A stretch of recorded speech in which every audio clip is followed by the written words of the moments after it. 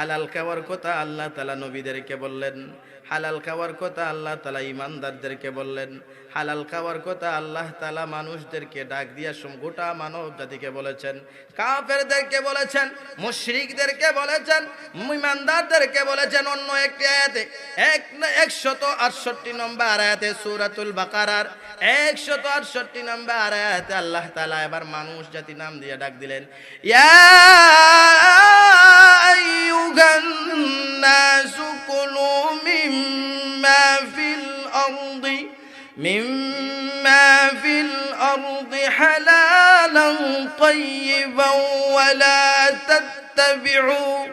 ওয়ালা তাত্তাবিউ খুতুওয়াতিশ শাইতান।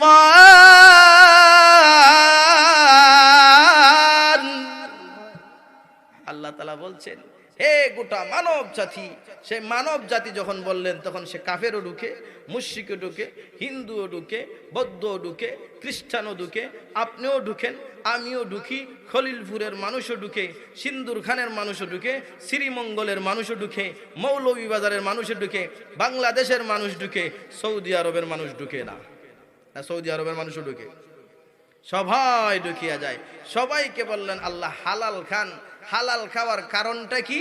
এবার পরবর্তীতে আল্লাহর নবী বলেছেন, হালাল খাইলে কি বরকত জানেন? হালাল যদি খান দোয়া আল্লাহ তাআলা কবুল করবেন। আরো জোরে বলেন সুবহানাল্লাহ।